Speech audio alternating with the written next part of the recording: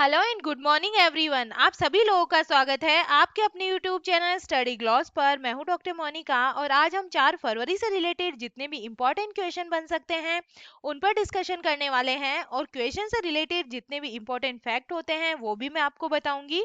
और क्वेश्चन से रिलेटेड कोई भी आपके डाउट्स है तो आप मुझे कॉमेंट सेक्शन में जाकर पूछ सकते हैं। ये हमारा टेलीग्राम चैनल है, यहाँ पर आपको क्विज अवेलेबल हो जाएगी और इस लेक्चर की पीडीएफ भी आपको टेलीग्राम चैनल पर मिल जाएगी। तो चलिए स्टार्ट करते हैं हम आज का सेशन। फर्स्ट क्वेश्चन है, who has become the youngest Indian to win the title of badminton tournament Odisha open 2022। Badminton tournament Odisha open 2022 का खिताब जीतने वाली सबसे कम उम्र की भारतीय कौन बनी है? तो ये बनी है उन्नति हुड्डा बनी है। 20 का करेक्ट आंसर होगा। चलिए इनके बारे में हम डिटेल से बात कर लेते हैं।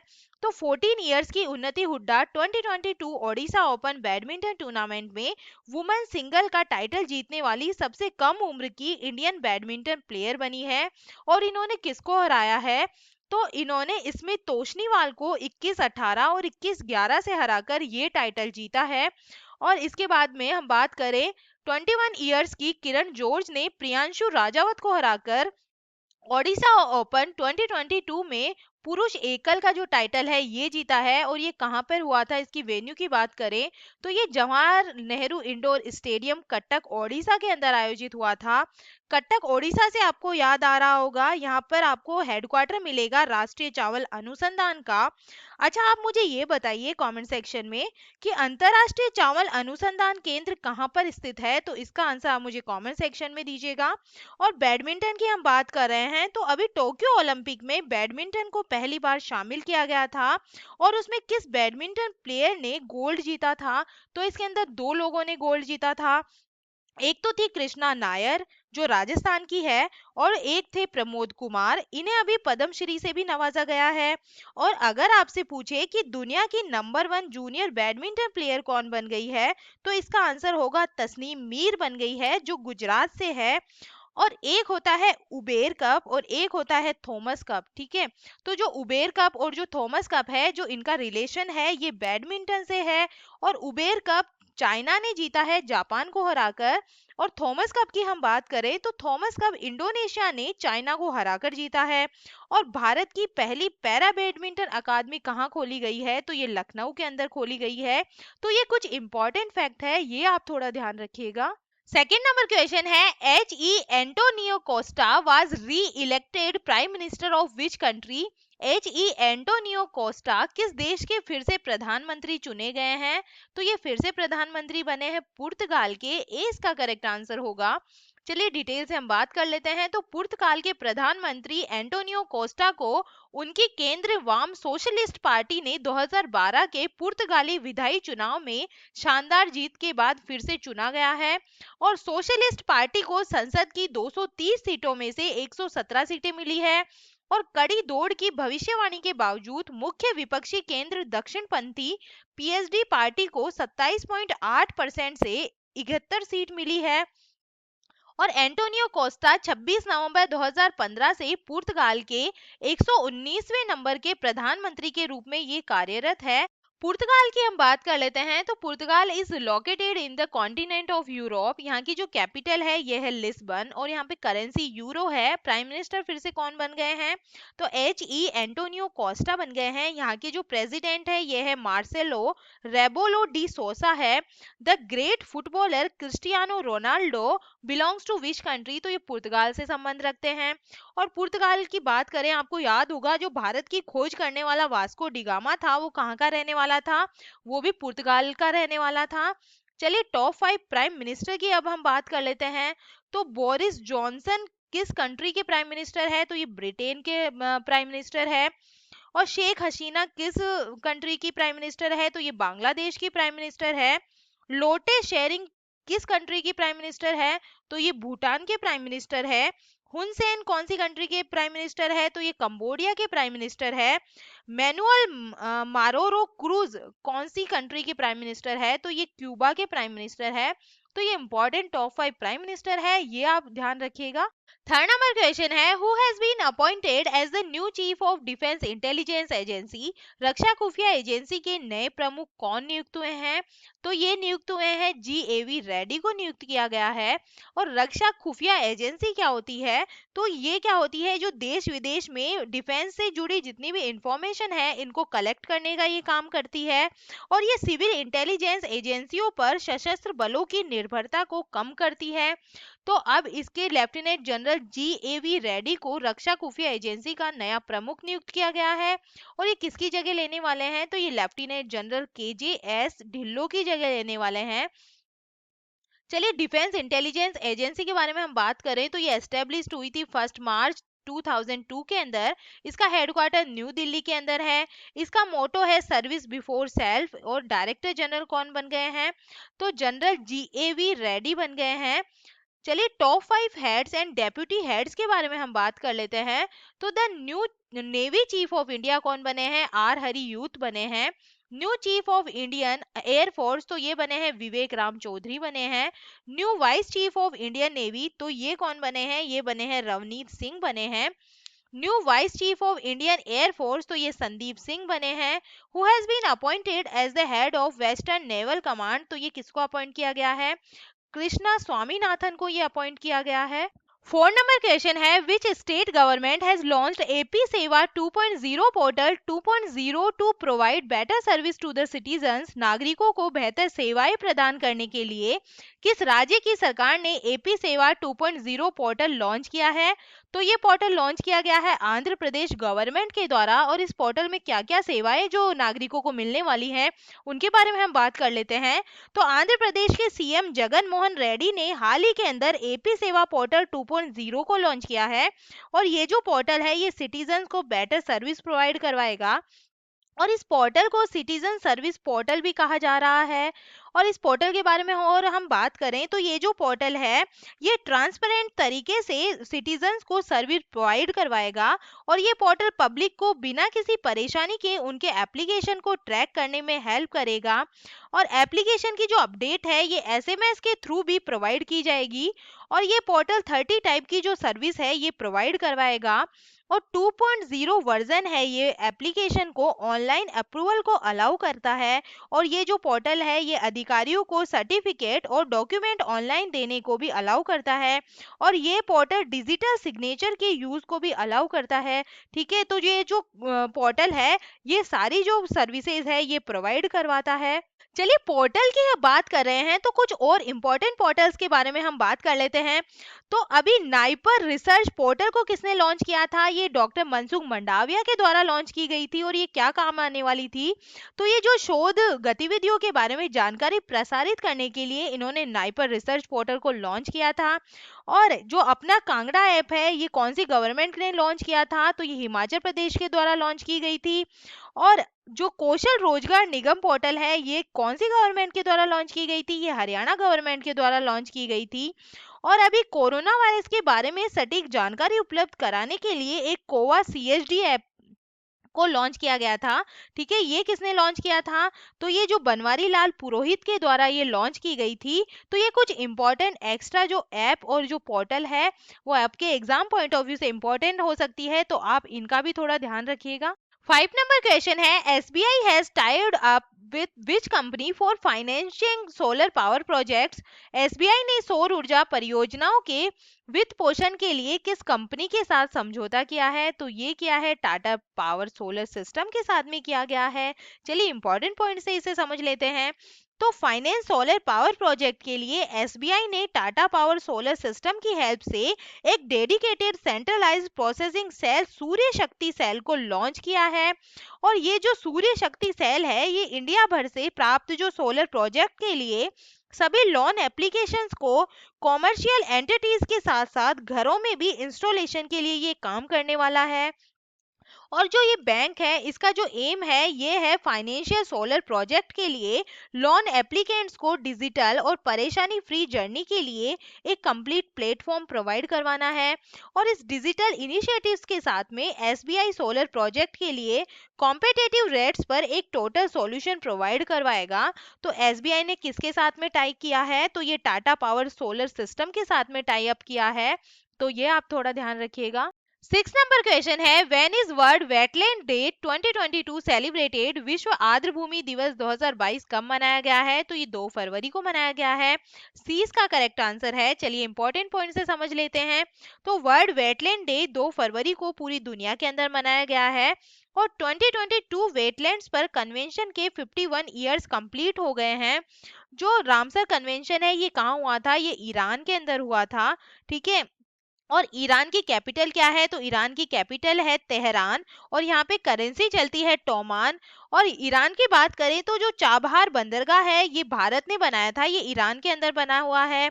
और जो ईरान की सीमा किस झील से लगती है? तो ये कैस्पियन सागर से लगती है। और जो कैस्पियन सागर है ये विश्व की सबसे बड़ी झील है। चलिए विश्व आर्द्र भूमि जो दिवस है इसकी थीम के बारे में हम बात करें तो इसकी थीम इस बार क्या है? Wetland action for people and nature इस बार की थीम है। लोगों और प्रकृति के लिए आर्द्र भूमि कार्यवाही इस बार की थीम रखी गई है। और इस दिन का एम क्या होता है? तो इस दिन का जो एम की बात करें तो लोगों और हमारे प्लेनेट के लिए वेटलैंड द्वारा प्ले की गई इंपॉर्टेंट रोल के बारे में अवेयरनेस को रेज करना इस दिन का थीम होता है। और आर्द्र भूमि क्या होती है इसके बारे में हम बात करें तो जो आर्द्र भूमि है एक ऐसा स्थान होता है जहां पर पौधे और जो पशु प्रजातियों की घनी विविधता पाई जाती है। और ये जैव विविधता से भी समृद्ध होती है जो शोधकर्ताओं के अनुमान के अनुसार घटता जा रहा है। और ये ऐसे भूमि क्षेत्र है जो हमेशा या मौसम में संतृप्त या जलमग्न रहते हैं। और आर्द्र भूमि के प्रकार क्या होते हैं कि किसको हम आर्द्र भूमि कह सकते हैं? तो तटीय आर्द्र भूमि के अंदर क्या क्या आता है? तो जो मैग्रोव्स आते हैं, एस्टुरीज आते हैं, खारे पानी की दलदली भूमि होती है, लेगून होते हैं, ये सारे आर्द्र भूमि के प्रकार है।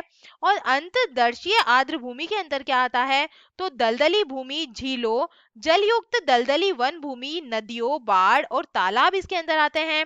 और मानव निर्मित आर्द्र भूमि के अंदर क्या होता है? मछली के तालाब होते हैं, नमक के खेत होते हैं और चावल के धान होते हैं।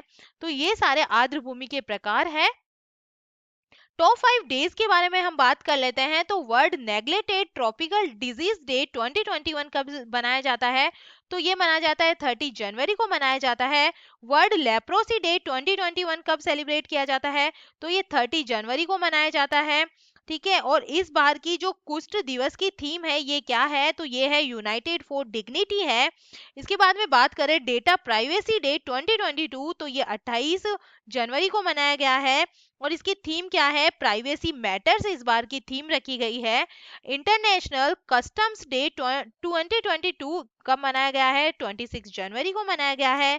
और इसकी थीम की बात करें तो एक डेटा संस्कृति को अपनाने और एक डेटा पारिस्थितिकी तंत्र का निर्माण करके सीमा शुल्क डिजिटल परिवर्तन को बढ़ाना इस जो इंटरनेशनल कस्टम्स डे की थीम रखी गई है। इंडियन न्यूज़पेपर डे 2022 कब मनाया गया है? तो 29 जनवरी को ये मनाया गया है। 7 नंबर क्वेश्चन है, which ministry has started home delivery of medicine under the सेहत स्कीम? सेहत योजना के तहत दवाओं की होम डिलीवरी किस मंत्रालय द्वारा शुरू की गई है? तो ये मिनिस्ट्री ऑफ डिफेंस के द्वारा शुरू की गई है। और सेहत योजना से क्या समझते हैं हम? तो जो सेहत है इसका जो फुल फॉर्म है ये है services e health assistance and teleconsultation इसकी फुल फॉर्म है। और इंपॉर्टेंट पॉइंट्स है अब हम इसे समझ लेते हैं। तो डिफेंस मिनिस्ट्री ने सेवा ई हेल्थ सहायता नाम से एक ऑनलाइन मेडिसिन सर्विस स्टार्ट की है जो वेटरन्स और मिलिट्री पर्सनल्स के लिए मेडिसिन की होम डिलीवरी के लिए ये सर्विस स्टार्ट की गई है। और जो सेहत स्टे होम ओपीडी है ये एक पेशेंट टू डॉक्टर सिस्टम है जहां पेशेंट अपने स्मार्टफोन, लैपटॉप, डेस्कटॉप या टैबलेट का यूज करके इंटरनेट के थ्रू दूर से डॉक्टर से कंसल्ट कर सकता है। और कंसल्टेशन एक ही टाइम से वीडियो, ऑडियो और चैट के थ्रू होता है। और इसका एम क्या है? तो पेशेंट्स को उनके घर पर ही क्वालिटी हेल्थ सर्विस प्रोवाइड करवाना है। और जो मेडिसिन है उनको घर पे ही प्रोवाइड करवाना है, और जो डॉक्टर का कंसल्टेशन है ये भी ऑनलाइन होगा इसके अंदर, तो ये सेहत स्कीम के अंदर आती है। और हम मेडिसिन से रिलेटेड स्कीम की बात करें तो अभी मेडिसिन फ्रॉम स्काई प्रोजेक्ट किसने शुरू किया था, तो ये तेलंगाना गवर्नमेंट के द्वारा शुरू किया गया था। और वर्ल्ड हेल्थ डे कब में बनाया जाता है, तो ये 7 अप्रैल को मनाया जाता है। ठीक है, और 7 अप्रैल को ही क्यों मनाया जाता है ये, क्योंकि 7 अप्रैल 1948 को डब्ल्यूएचओ की स्थापना हुई थी, और डब्ल्यूएचओ का हेडक्वार्टर कहाँ है, जेनेवा स्विट्जरलैंड के अंदर है, तो ये आप थोड़ा ध्यान रखिएगा। 8 नंबर क्वेश्चन है, according to the recently release data by the centre for monitoring Indian economy which state has the highest unemployment. Centre for monitoring Indian economy द्वारा हाल ही में जारी किए गए आंकड़ों के अनुसार किस राज्य में बेरोजगारी सबसे ज्यादा है, तो सबसे ज्यादा बेरोजगारी कहां पर है, राजस्थान के अंदर है। जो राजस्थान है इस डेटा के अकॉर्डिंग फर्स्ट पोजीशन के अंदर है, सेकंड पोजीशन पे बिहार है, और थर्ड पोजीशन के अंदर यहाँ पे है उत्तर प्रदेश। ठीक है, और फोर्थ पोजीशन पे है यहाँ पे हरियाणा है। चलिए इंपॉर्टेंट पॉइंट से इसे समझ लेते हैं। तो जो non government organisation centre for Indian economy है, इन्होंने कुछ लेटेस्ट डाटा रिलीज किए हैं, और इसके अकॉर्डिंग जो राजस्थान है इसके अंदर सबसे ज्यादा बेरोजगारी है। और पॉपुलेशन के टर्म से देखा जाए जो राजस्थान है ये 7th पोजीशन के अंदर है, और राजस्थान के अंदर हर दूसरा जो इंसान है वो ग्रेजुएट है जो बेरोजगार है, और इनकी जो संख्या है वो है 20.67 लाख है, यानी देश भर में सबसे ज्यादा है। और कुल बेरोजगारों की संख्या भी यही सबसे ज्यादा है, यानी 65 लाख मतलब 65 लाख है। और देश के सबसे ज्यादा आबादी वाले राज्यों की तुलना में ये है जो 1.5 से 3 गुना ज्यादा है। चलिए इस डायग्राम से समझ लेते हैं। तो कितनी है, 65 लाख जो बेरोजगार है ये राजस्थान के अंदर है, फर्स्ट पोजीशन के अंदर है। सेकंड की हम बात करें तो सेकंड है 38.84 लाख जो बेरोजगार है ये बिहार के अंदर है। और थर्ड पोजीशन के अंदर उत्तर प्रदेश है, यहाँ पे है 28.41 लाख जो बेरोजगार है ये उत्तर प्रदेश के अंदर है। इसके बाद में है हरियाणा, यहाँ पे है 24.80 लाख जो बेरोजगार है ये हरियाणा के अंदर है। तो सबसे ज्यादा बेरोजगारी कहाँ पे है, राजस्थान के अंदर है, 65 लाख बेरोजगार है। हर दूसरा जो ग्रेजुएट इंसान है वो बेरोजगार है राजस्थान के अंदर। और इसके अलावा बात करें तो बिहार, झारखंड और हरियाणा में पढ़े लिखे लोगों में बेरोजगारी दर ज्यादा है, और तीनों राज्यों में हर 3 में से एक ग्रेजुएट है जो बेरोजगार है।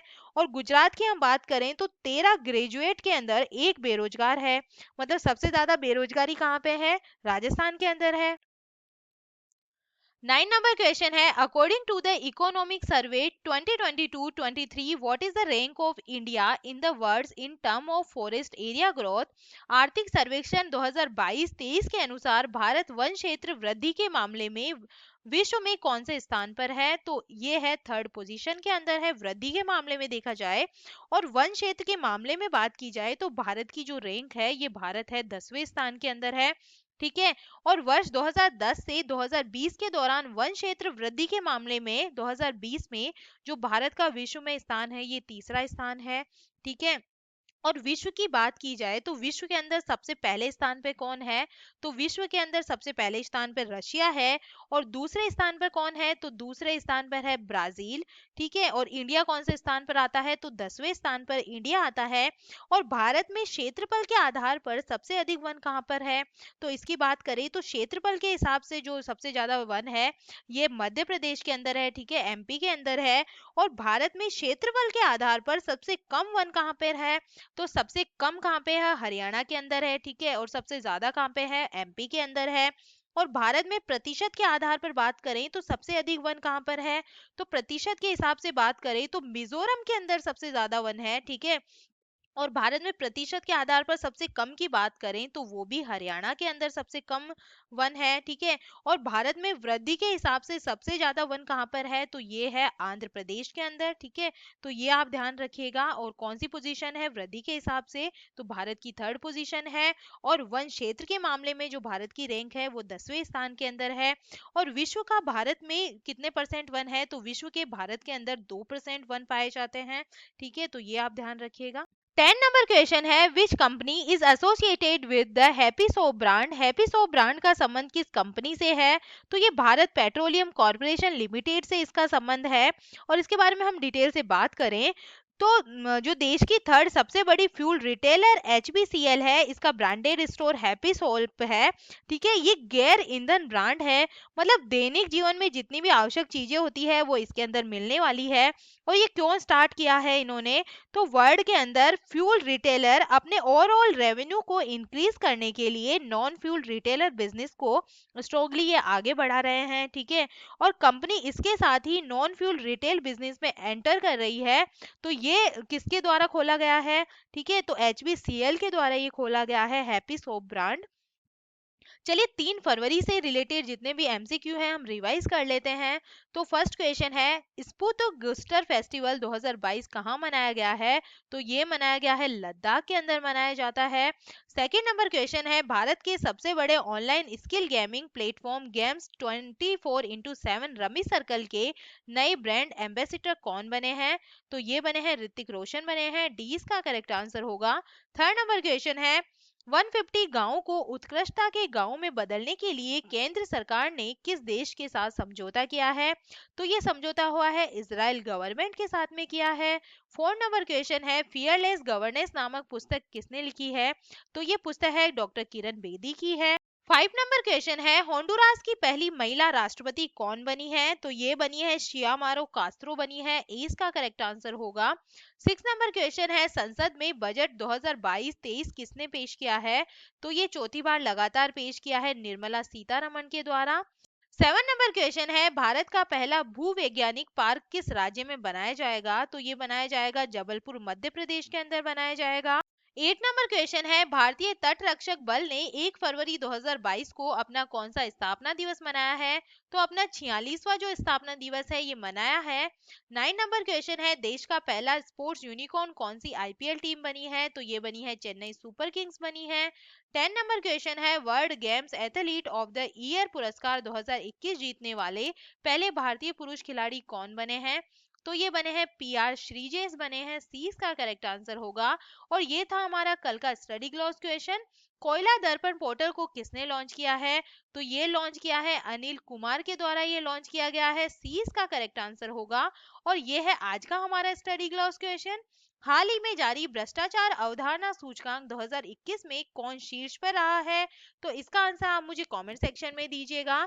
और ये हमारा टेलीग्राम चैनल है, यहाँ पर आपको आज की क्विज मिल जाएगी, और जो इसकी PDF है आज के लेक्चर की ये भी यहाँ पे अवेलेबल हो जाएगी। आई होप आपको ये सेशन पसंद आ रहा होगा, अगर पसंद आ रहा है तो सेशन को लाइक कीजिए, शेयर कीजिए अपने दोस्तों के साथ में।